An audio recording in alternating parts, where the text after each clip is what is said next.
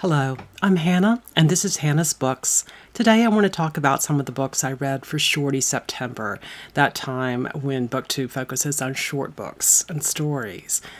The hosts for Shorty September are Bert of Storytime and Heather of Saki Expat Book Nerd. I'll leave links to their channels down below in the description box. As I said in my Shorty September video last week, I'm not including everything I've read so far this month. Only the books I found especially beautiful or especially interesting to talk about in some way. Today I want to talk about a few of the contemporary and even brand new fiction and nonfiction I've read this month. So, let's get started. I'll start with nonfiction. The first is On Grief by Jennifer Senior, a book about the different ways a handful of people mourn the loss of a specific young man, Bobby McIlvaine, who died in the bombing of the two towers on September 11th. The author's brother was the roommate of the young man, a roommate in college and afterwards, and she talks to each of Bobby's parents as well as to his girlfriend. This is a very short book, but it's quite powerful, partly because, at least in the author's portrayal, Bobby is incredibly charismatic.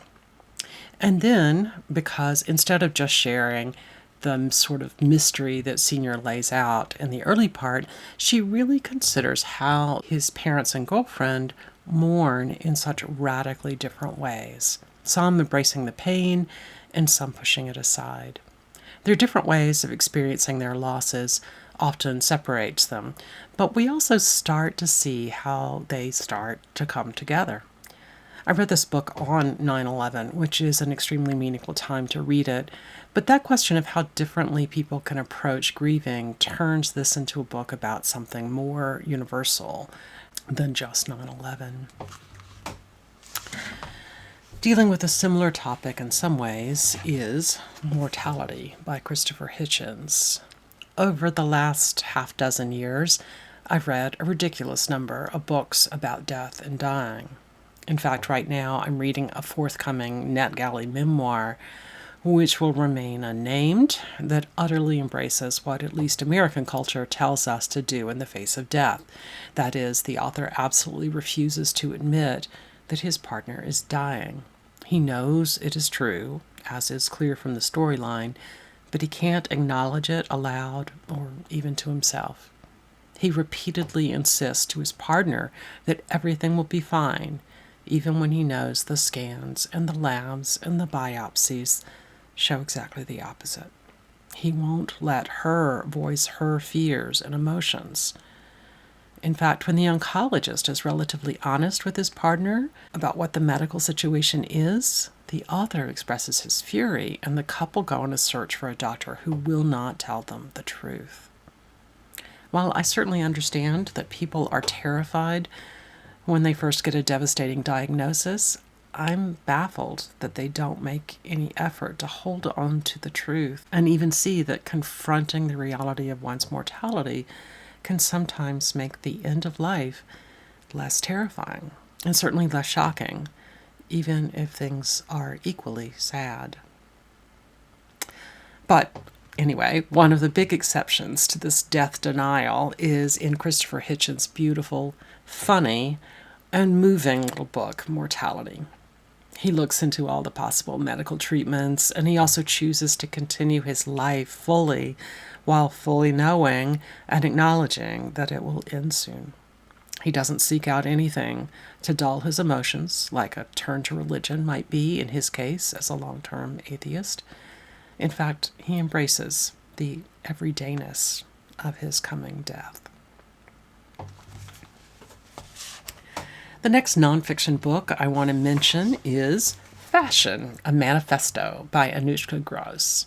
Most of you know that I'm much more interested in the timeless than I am in the extravagantly fashionable, designed to go out of style very quickly in order to make room for the newest trend. In addition to being about fashion, this book tries, I guess, to look fashionable too, doing weird things like putting cream-colored blurbs on a very pale pink back cover, something I'm not even going to try to read. My dislike of the trendy has many reasons, but one of them is that I would have said that fashion is a practice that supports extreme capitalism, intensifying class divides and destroying the environment in the process. Well, of course, Anouchka Grose knows all of that already, and she embraces the idea that clothing can, quote, make the man, or at least publicly express how a person wants to be seen in any given moment. For her, fashion is, quote, a conversation with the world. While she isn't interested in the fairly plain clothes I wear over and over for years, she is interested in fashion without rules, and fashion that is kinder to the environment. Today, I just want to talk about one short chapter about how she sees punk ideology as essential to the transformation she feels is necessary. She acknowledges that punk aesthetics became commercial for a while, but she wants us to return to pre-commercial punk when, as she says, the goal was to, quote, come up with something funny and cheap with whatever you could get your hands on. And you didn't have to spend loads of time on it either. Craft was not cool. For those of you who follow this kind of thing, the meaning of punk she embraces is much more playful, open, and immediate than a carefully curated collection of vintage clothing, purchases from explicitly sustainable clothiers, or crafting your own clothes by sewing or knitting or whatever. Instead, she embraces what happens by chance, putting together an outfit of clothes your partner leaves on the floor, or wearing all your favorite things at once, or all the clothes you don't like but still have in your closet. As she says, quote, wear whatever appears in front of you that makes you laugh or gives you an inexplicable buzz. And yes, she even specifically says that it's fine to just dress in what you would find the most comfortable. If you like it, wear it, she says. Grose and I don't think about clothes in the same way. With the exception of the scarves that I have sometimes worn over my hair, my goal is usually to make my clothing choices be one of the last things people think about, not something that starts a conversation, and especially not something that will make your loved one, quote, cackle furiously. But I loved this book and the author's sense of style, stylish writing, not stylish clothing. It opened my eyes to the pleasure that other people might get from exactly that. Well, I want to finish up this video by talking about 4 newish books that are not nonfiction. The first novel is by Claire Keegan. Published almost a year ago, it's the story of a child in rural Ireland who's taken by her father to live with relatives, where she finds a kind of love and peace that she has not experienced before. She sees not just a family, but a caring community as they experience joys, but also losses. Deep sadness is woven subtly throughout the novella, but Keegan also highlights why love matters so much in all those times. It's just a beautiful little read. The next book is JM Coetzee's The Pole, published just this month. This is a tiny little novel too, but as I think about what to say, I'm really struck by how expansive it is. I read a review on one of my favorite book review sites that insisted that this book is at least mostly a comedy. Although there's certainly moments that are funny, I just don't read the book that way at all. In fact, I find it quite poignant. I suspect the reviewer was responding to what I saw as a heartbreaking lack of awareness and self-knowledge in the main female character, traits that sometimes lead to sudden and unexpected plot twists. This is the story of Beatrice, a married patron of the arts who's hosting a visiting musician, the Pole, that is, a pianist from Poland, as he performs in Barcelona. He is famous for his interpretations of Chopin. Music she feels he almost strips of romance. Similarly, the Pole tries to initiate a relationship with Beatrice, but there too he seems to avoid any overt romantic expression. At some point, it becomes clear that he might be seeing her as a beloved guide, just as Dante saw his Beatrice. Their friendship develops and doesn't develop in ways that highlight questions about love and passion and compassion, as well as about self-knowledge and acceptance and honesty. I found this book quite moving, even though the characters always seem to be held at arm's length in some way. On to the next book. Another new release is an English translation of Annie Ernaux's The Young Man, a super short memoir of her love affair with a much younger man, a man quite a bit less than half her age. I listened to this on audiobook, and I've not read a ton of Ernaux, but I was extremely fond of her books about her mother and her father. This one seemed too slight to make much of an impression on me.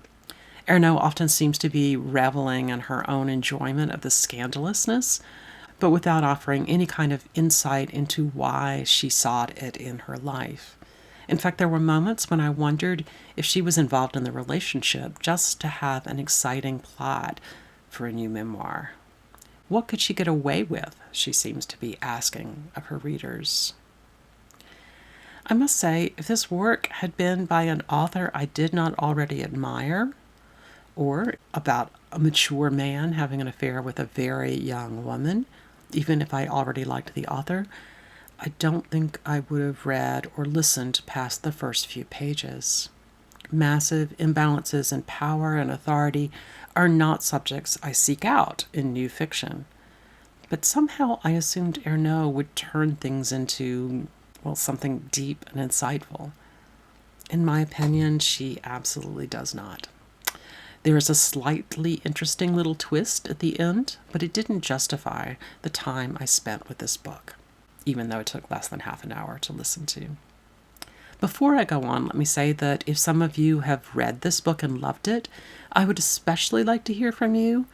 I do know that I am far less critically minded, but also far less generous when I listen to an audiobook than when I read the text. I do want to talk about one more nonfiction book, a book of poetry by Maggie Milner called Couplets, a love story told in verse. The poetry is not necessarily what you'd assume if you were thinking about contemporary works of poetry. Most of this book is made of rhyming metrical lines, hence the punning name of the book, Couplets, about both the coupling that the main character is experiencing in her life, as well as the couplets of lines. I first listened to this one as an audiobook read by the author. And to me, despite the author's very conscious use of meter and rhyme, this kind of verse sounded more like the casual chat of nerdy friends rather than highly poetic language. I was so fascinated by how she read aloud that I wanted to see how the words appeared in print. And I went out this morning to collect a copy from my local library. Like many great poets, including William Shakespeare and Emily Dickinson, Millner often uses slant rhyme and broken meter in order to call attention to particular moments of fracture in the story. Let me read you one section. Some mornings, leaving my girlfriend's house, I'd glimpse my whole existence, all its eras, as a single arc, unified, unbroken. I saw a person who kissed mostly men, write poems in the prevailing style, owned a cat. I saw a different person after that. Well, that will do it for this list of contemporary shorties. Thank you so much to Bert and Heather, the host of Shorty September, and thanks to all of you for joining me today here on Hannah's Books. See you soon.